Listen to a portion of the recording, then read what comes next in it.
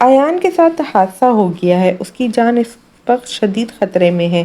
مومن مزید بھی کچھ بول رہا تھا مگر جنت کے ہاتھ سے موبائل چھوٹ کر نیچے جا گرا۔ اسے حویلی کی چھت اپنے اوپر گرتی محسوس ہوئی۔ اس کے چہرے کی رنگت ایک پل کے اندر زرد رنگ ہو گئی۔ جنت کیا ہوا؟ اس کی حالت دیکھ کر ریان اس کی جانب آیا۔ اس سے پہلے کہ وہ اپنے ہوش و حواس کھو کر نیچے گر جاتی، ریان نے اسے اپنی مضبوط باہوں میں سمیٹ لیا۔ ریان، وہ میرا ایان، وہ شکست لے جا گویا ہوئی۔ ایان کے ساتھ ہوئے حادثے کی خبر حویلی میں جنگل کی آگ کی طرح پھیلی تھی۔ جنت کی دلدوز چیخیں ساری حویلی میں گونج اٹھی تھیں۔ ہیر، عیش دونوں تو اس خبر پہ دنگ رہ گئے۔ ہانیہ نے موقع پہ ہی ایان کا فون اٹھائے اپنے بھائی مومن کو کال کی تو وہ ایمبولینس لیے حادثے پہ آیا۔ ایان اور ہانیہ کو اپنے ساتھ لیے ہاسپٹل لے گیا۔ ہانیہ تو ایان کی حالت دیکھ کر بے ہوش ہو چکی تھی۔ اس کے بے اختیاری میں منہ سے نکلے الفاظ آج سچ ثابت ہو گئے تھے۔ اللہ کرے تم مر جاؤ ایان۔ اس کے اپنے ہی بولے گئے الفاظ اس کے کانوں میں سنائی دینے لگے۔ وہ دونوں ہاتھوں کو اپنے کانوں پہ رکھے روتے ہوئے ہوش و خرد سے بیگانہ ہو گئی۔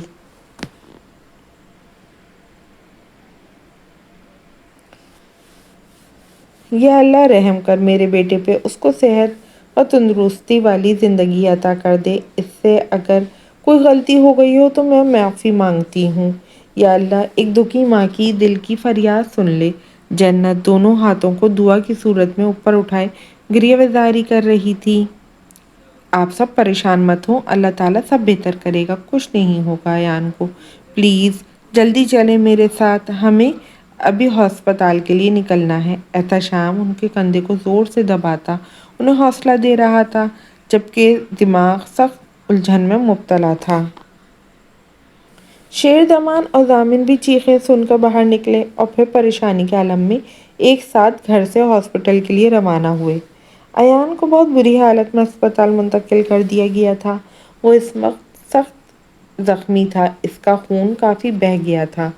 ابتسام اور حسام شامن کو جب ضامن سے خبر ملی تو وہ بھی ہسپتال پہنچ گئے۔ جنت اور ریان پہ یہ وقت قیامت ٹوٹنے جیسا تھا۔ ہانیہ اپنی ماما عیش کے گلے لگتے پھوٹ پھوٹ کر رونے لگی۔ اس کا دل پھٹنے کو تھا۔ عیش تو اپنی جوان بیٹی کے سر پر منڈلاتے ہوئے غم کے بادلوں کے چھٹ جانے کے لیے دعا گو تھی۔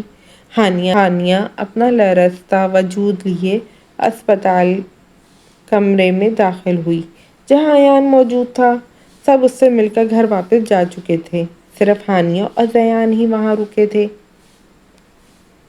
ریان میڈیسن لینے گیا تو ہانیہ پرائیویٹ روم میں چلی آئی۔ اس کے وجود میں کپکپاہٹ واضح تھی جبکہ چہرہ جذبات کی حدت سے سرخ تھا۔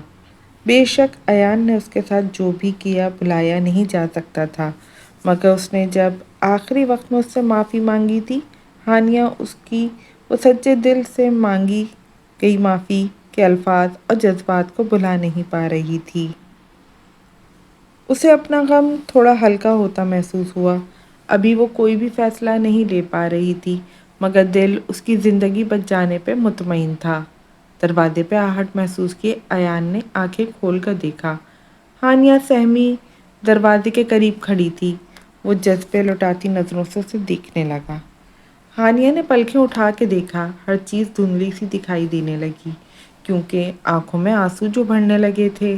اگر میں مر جاتا تو ہانیہ کا خیال کون رکھتا؟ یہ خیال ہی اس کے لیے جان لیوا تھا۔ سوچتے ہوئے ایان کی آنکھوں میں بھی نمی اترنے لگی۔ بے شک میرے کیے کے لیے مجھے ساری زندگی معاف نہ کرنا، میں تمہیں معاف کرنے کے لیے مجبور نہیں کروں گا، مگر دور رہ کر مجھے اذیت نہ دو، میں جیتے جی مر جاؤں گا، وہ اپنی پوری ہمت مجتمع کیے بولا۔ ہانیہ ڈبڈبائی ہوئی نظروں سے اسے دیکھتے ہوئے شکستہ قدموں سے آگے بڑھی اور بیڈ کے قریب رکھی کرسی پہ بیٹھ گئی۔ کاش میں مر ہی جاتا، اتنی بے رخی کیسے برداشت کروں گا، وہ بے ساختہ شکوہ کر گیا۔ ہانیہ نے تڑپ کر اس کی جانب دیکھا تھا جو نم آنکھوں سے اسے دیکھ رہا تھا۔ اب ٹھیک ہے ایان؟ ہانیہ اس کے قریب کھڑی ہو کر پوچھنے لگی۔ ہانیہ میں تمہیں خود سے دور جاتے نہیں دیکھ سکتا، میرے ہوتے ہوئے اگر تمہیں کچھ ہو جاتا تو میں خود کو معاف نہیں کر پاتا۔ جانتا ہوں غلطی کی میں نے، مگر جہاں تک میرے سوچنے کی صلاحیت تھی اسی سے کام لیا میں نے، اپنے حقوق کا ناجائز فائدہ اٹھایا۔ مگر غلطیاں بھی تو انسانوں سے ہی ہوتی ہیں۔ انسان خطاؤں کا پتلا ہے، جب ٹھوکر لگتی ہے تبھی سیکھتا ہے۔ مجھے جدائی کا غم مت دینا، بے شک مجھے معاف مت کرنا، وہ گہری اذیت سے کہہ رہا تھا۔ مجھ سے بہت بڑی غلطی ہو گئی ہانیہ، مجھے معاف کر دینا۔ میرا فرض ہے کہ میں تم سے بار بار معافی مانگوں، آگے یہ تم پر منحصر ہے کہ تم مجھے معاف کرو یا نہ کرو۔ ایان نے اپنے دونوں ہاتھ ہانیہ کے آگے جوڑ دیے۔ ایسا کرنے سے اس کو شدید قسم کی تکلیف ہوئی اور اس کے آثار اس کی نکاحت زدہ چہرے پہ بھی نمایاں تھے۔ ہانیہ نے اپنے نازک سے دونوں ہاتھ اس کے ہاتھ تھام لیے، وہ رو دی تھی۔ آنسو پلکوں کی بار توڑ کر گالوں پہ بہنے لگے تھے۔ روتے ہوئے تو اور بھی حسین ہو جاتی ہو، ایان نے شرارت سے کہا، تاکہ ماحول میں چھائی سنجیدگی تھوڑی کم ہو۔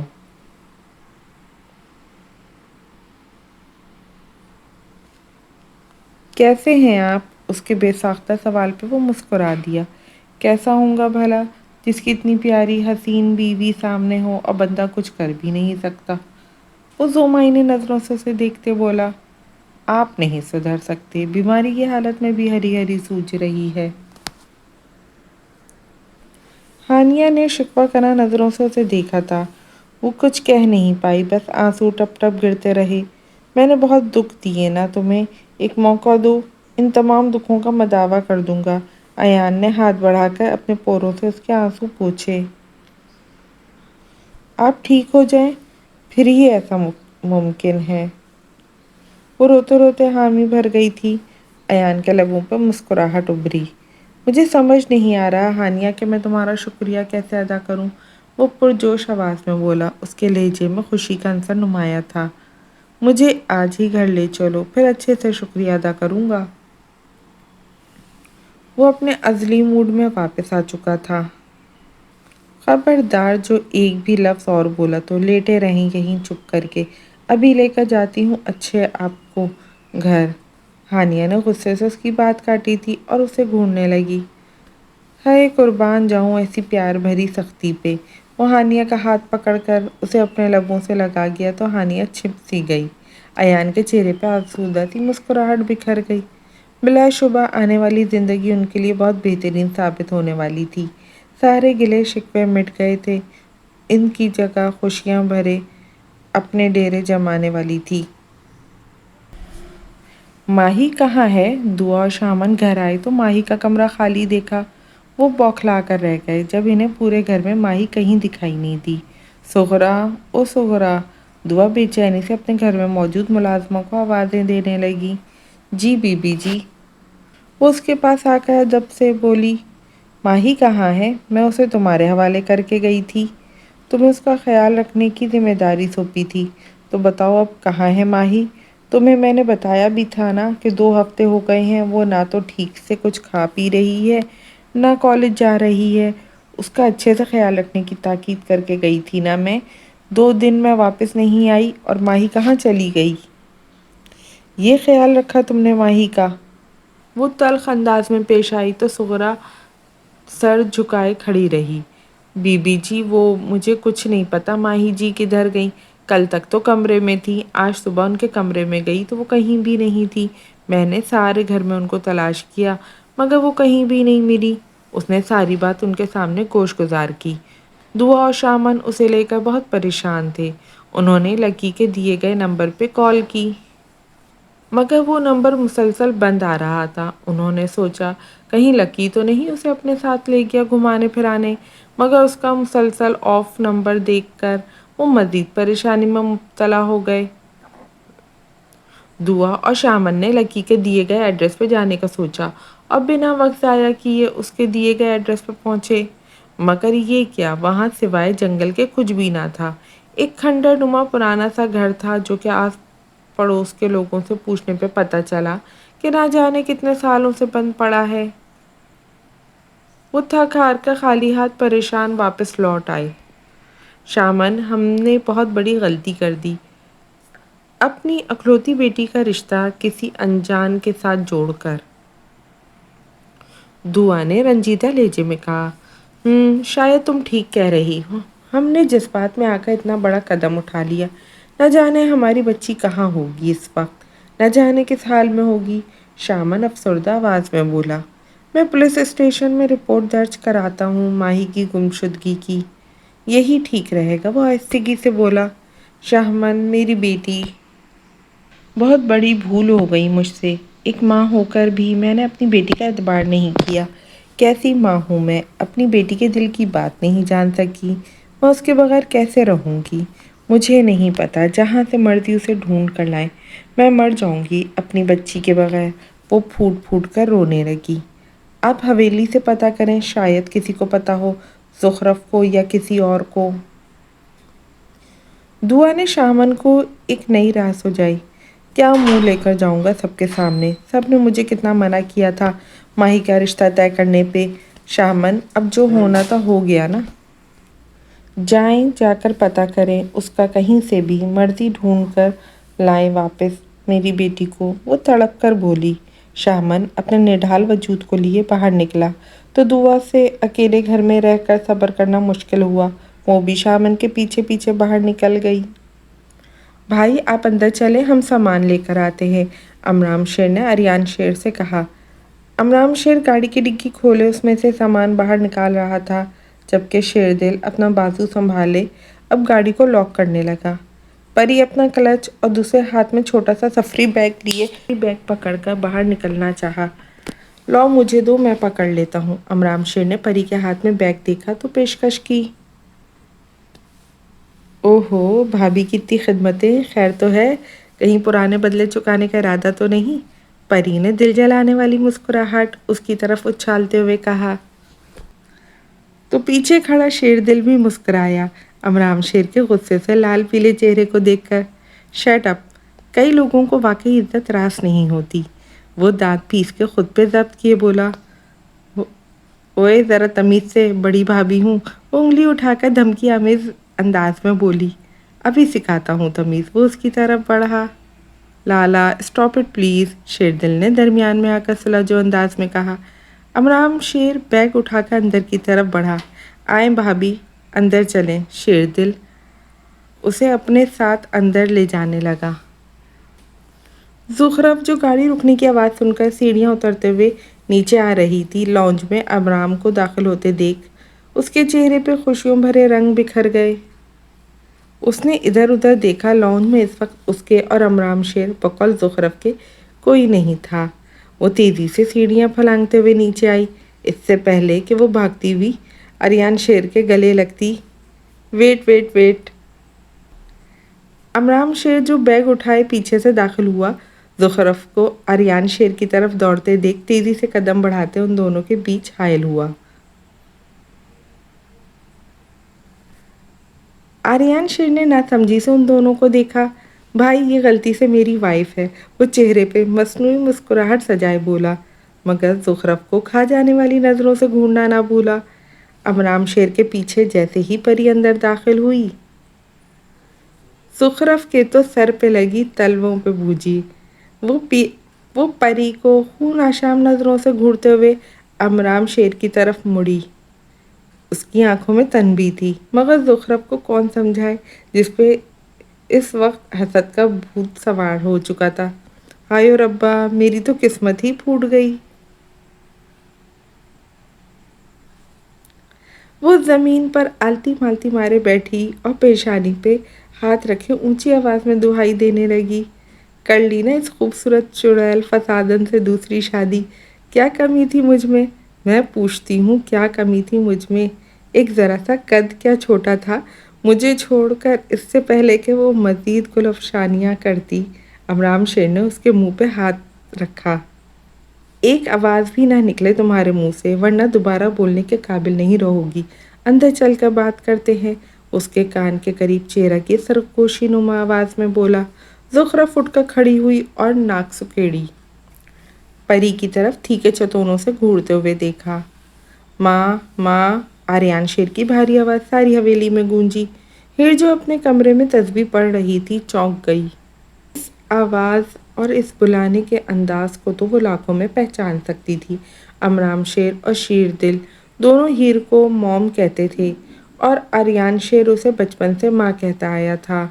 اس کے کان کتنے سالوں سے یہ لفظ سننے کے لیے ترس گئے تھے، یہ بس اس کا دل جانتا تھا یا خدا۔ وہ تسبیح کو چوم کر سائڈ ٹیبل پہ رکھتے ہوئے دروازہ کھول کر باہر نکلی۔ اس کی پیاسی آنکھیں سیراب ہوتے ہوئے ساکت رہ گئی، وہ وہیں کھڑی رہ گئی۔ ماں! آریان شیر کی آواز سن کر ہوش میں آئی۔ یا اللہ تیرا شکر! ہیر نے اسے اپنی نظروں کے سامنے دیکھ کر سب سے پہلے اس خداوند کا شکر بجا لایا۔ ممتا کی پیاس آج بجھی تھی جا کر ہیر کو درد سے اپنا سینہ پھٹتا محسوس ہوا۔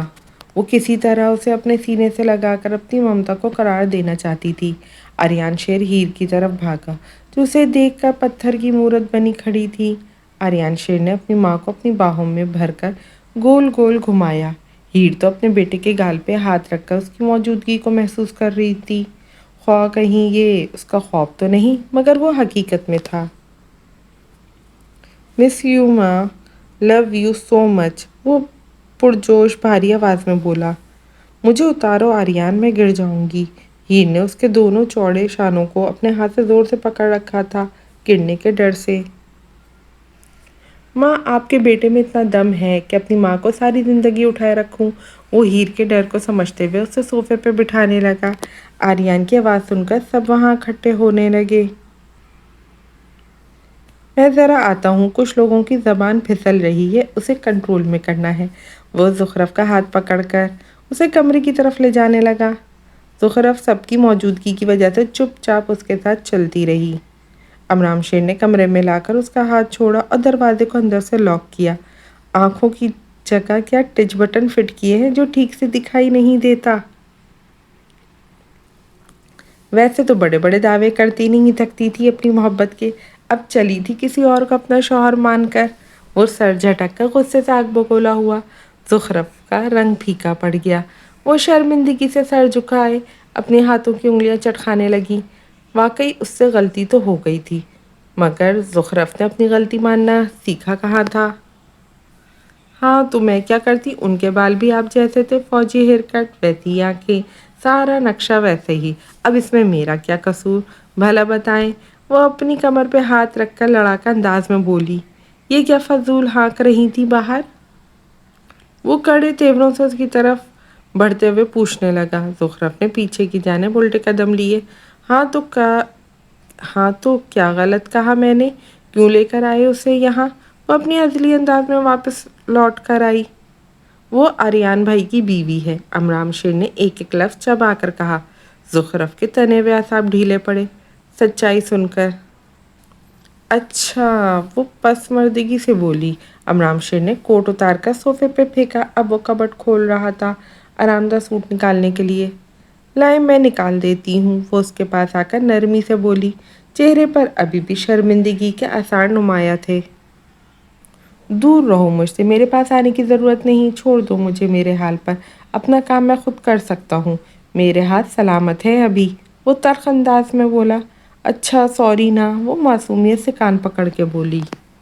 امرام شیر نے لبوں پہ آتی مسکراہٹ کو زبردستی پیچھے دھکیلا اور چہرہ سنجیدہ رکھنے کی پوری کوشش کی۔ کپڑے لیے کھٹاک سے کبٹ بند کرتے واش روم کی طرف بڑھ گیا۔ ابھی بتاتی ہوں، دور رہنے کا کہا ہے نا، ایسا چپکاؤں گی کہیں دور نہیں جا پائیں گے۔ وہ چٹکی بجاتے ہوئے ذہن میں نیا پلان ترتیب دینے لگی۔ شیر دل جو تب سے کھڑا اپنے بھائی اور ماں بابا کے ملن کا منظر دیکھ رہا تھا، رمشا ٹرے میں پانی کا گلاس لیے اس کی طرف بڑھی اور اس کے بازو اور گردن میں کالر دیکھ کر پریشان ہوئی۔ السلام علیکم، وہ پانی کا گلاس آگے کیے بولی۔ وعلیکم السلام، آپ کے بازو کو کیا ہوا، سب ٹھیک تو ہے نا؟ وہ کشمکش میں مبتلا ہو کر پوچھنے لگی۔ ہیر کی نظر بھی اچانک اسی وقت شیردل پہ پڑی۔ یہاں اور شیردل، کیا ہوا ہے؟ اس نے بے چینی سے پوچھا۔ کچھ نہیں موم، زیادہ پریشانی کی بات نہیں، ایک چھوٹا سا ایکسیڈنٹ ہو گیا تھا، اب ٹھیک ہوں۔ ہیر نے بازو پھیلائے تو شیر دل اس کے پاس گیا اور ان کے شانے سے لگ گیا۔ شیر ہے میرا، اسے کیا ہوگا؟ ساتھ بیٹھے ہوئے شیر دمان نے اس کا شانہ تھپا کر کہا، بیٹا تم میڈیسن لے کے آرام کرو، تھک جاؤ گے بیٹھ کر۔ ہیر نے متفکر لہجے میں کہا، جی موم، میں واقعی تھک گیا ہوں، پھر صبح ملاقات ہوگی۔ وہ ان کے ماتھے پہ بوسہ دیتے ہوئے اٹھ کر اپنے کمرے کی طرف بڑھ گیا تو رمشا اس کے پیچھے پیچھے اندر آئی۔ آریان شیر نے سب سے پری کا اپنی بیوی کی حیثیت سے تعارف کروایا۔ سب اس سے خوش دلی سے ملے۔ عیش، ضامن، جنت، زیان، ہانیہ، ایان، مومن اور عائد سب وہیں موجود آپس میں ہلکی پھلکی گفتگو کرنے لگے اور آریان شیر سے اس کے ساتھ ہونے والے واقعات دلچسپی سے سننے لگے۔ کافی رات ہو گئی ہے، میرے خیال میں اب بچوں کو آرام کرنے دینا چاہیے، شیر زمان نے ہیر سے کہا۔ ٹھیک ہے، ہم صبح ملتے ہیں، جاؤ آریان، اپنی دلہن کو اپنے روم میں لے جاؤ۔ تم نہیں بھی تھے تب بھی تمہارے روم کی روزانہ صفائی کرواتی ہوں، تمہاری ایک ایک چیز وہیں رکھی ہے جہاں تم رکھ کر گئے تھے، ہیر نے پیار بھری نگاہوں سے اسے دیکھتے ہوئے کہا۔ تھینکس، لو یو ماں۔ وہ ان کے ہاتھ کی پشت پہ بوسہ لے کر اٹھا۔ آئیں ماں، پہلے آپ کو آپ کے کمرے میں چھوڑ دوں۔ ارے بھائی، ابھی تمہاری ماں کو اٹھا کر لے جانے والا موجود ہے، تم جاؤ، میں خود ہی دیکھ لوں گا اپنی لٹل وائف کو۔ شیر زمان ہلکا سا مسکرایا۔ آریان شیر اپنے بابا کے گلے لگا۔ نہ جانے کون سی تشنگی تھی جو مٹنے کا نام ہی نہیں لے رہی تھی۔ شیر زمان نے پیار سے اس کے بال بکھارے۔ وہ پیچھے ہوتے ہوئے مسکرا کر اپنے روم کی طرف بڑھ گیا۔ پری نے اس کی تقلید کی۔ آرام شیر باہر آیا تو ٹراؤزر اور شرٹ میں ملبوس تھا۔ زخرف کو کمرے میں بے چینی سے ادھر ادھر چکر لگاتے ہوئے پایا، مگر اسے نظر انداز کیے بستر پہ بیٹھ گیا۔ پھر اپنا موبائل لیے نیم دراز ہوا اور میسیجز چیک کرنے لگا۔ زخرف چھوٹے چھوٹے قدم اٹھاتے اس کے قریب آئی۔ جان جی، سوری۔ وہ معصومیت کی انتہا کرتے ہوئے آنکھیں پٹ پٹا کے بولی۔ آرام شیر اس کے طرز تخاطب پہ چونکا اور نظر اٹھا کر اسے دیکھا۔ جاؤ، مجھے آرام کرنے دو، ابھی تم سے مزید دماغ لڑانے کی ہمت نہیں ہے مجھ میں۔ میں کیوں جاؤں؟ میرا کمرہ، میرا بستر، میرا پرسنل شوہر، کون نکالے گا مجھے یہاں سے؟ بلکہ کوئی مائی کا لال اٹھائے گا مجھے یہاں سے؟ زخرف ایک ہی جست میں اس کے پیٹ پر آلتی پالتی مار کر بیٹھ گئی۔ مارنے کا ارادہ ہے؟ آرام شیر اس کے یوں اپنے اوپر بیٹھ جانے کی طرف اشارہ کرتے ہوئے بولا۔ ایک تو ویسے ہی پیٹ میں چوہے دوڑ رہے ہیں، آنتیں کل واللہ پڑ رہی ہیں، اوپر سے تم بیٹھ گئی ہو۔ نہیں کچھ ہوتا آپ کو، اب اتنا بھی وزن نہیں میرا، پھول سی تو ہوں۔ ہاں، پھول سی نہیں، 10 من پھولوں کا وزن۔ وہ دانت کچکچا کے بولا۔ توبہ توبہ، جھوٹ کی بھی کوئی آخر ہوتی ہے میجر صاحب، آپ کو یہ پھولوں سی لڑکی 10 من کی لگتی ہے؟ وہ اس کی شرٹ کا بٹن کھولنے لگی۔ آرام شیر نے اس کے ہاتھ پہ ہاتھ رکھ کر اسے روکا۔ یہ کیا کر رہی ہو؟ آپ نے کہا تھا نا اپنے شوہر کو زن مرید بنانا، تو اسی لیے یہ ٹرک لگا رہی ہوں۔ تمہیں کیا لگتا ہے اس طرح کرنے سے میں زن مرید بن جاؤں گا؟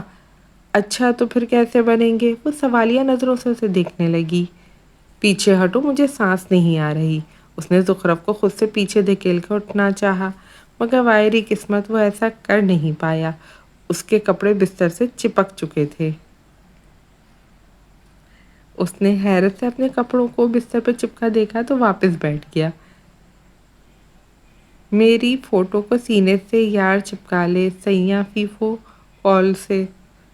یہ گلو ایسے چپک گئی ہے جیسے میجر سے زخرف۔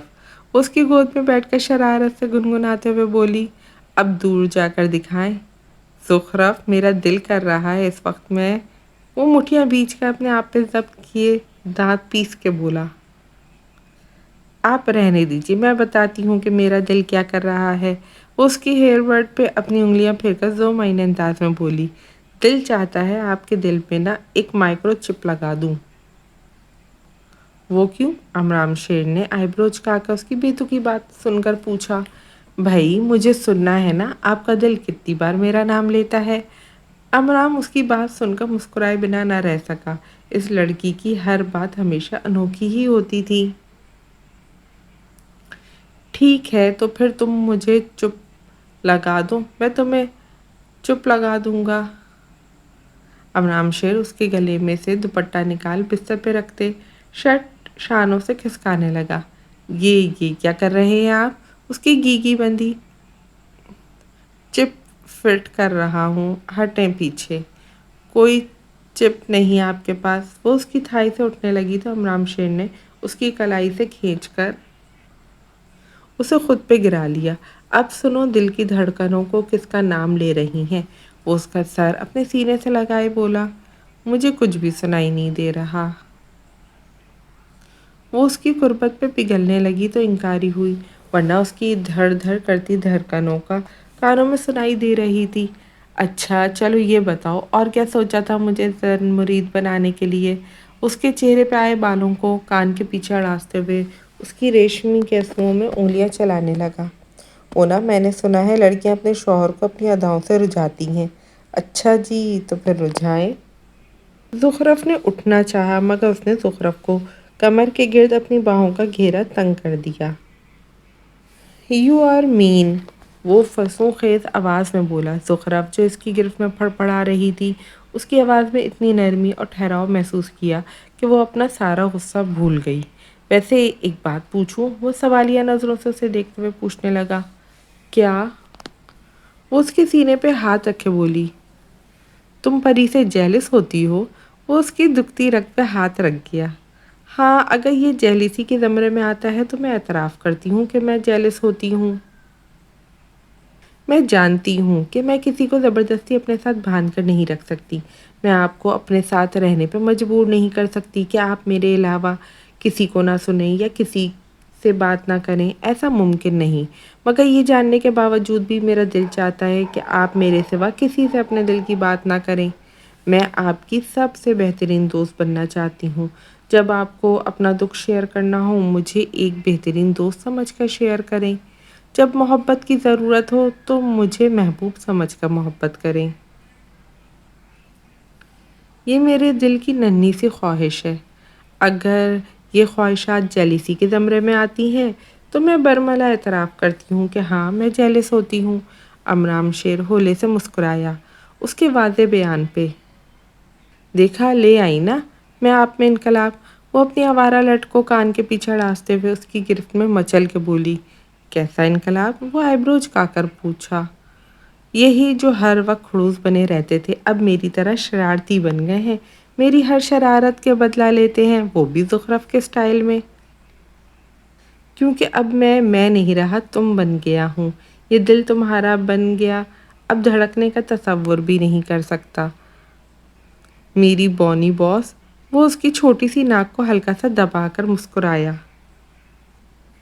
میجر، یہ روٹنا منانا شرارتیں سب اپنی جگہ، مگر خدا را ہماری محبت میں کوئی تیسرا جس دن شریک ہوا نا، وہ دن میری زندگی کا آخری دن ہوگا۔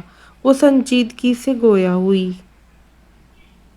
اس وقت وہ امرام شیر کو جنونی لگی جو اپنی محبت میں شراکت داری برداشت نہیں کر سکتی تھی۔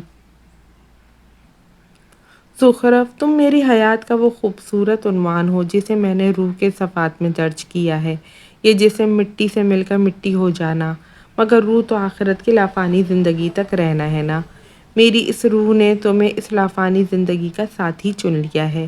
ہمارا ساتھ دونوں جہانوں میں برقرار رہے گا۔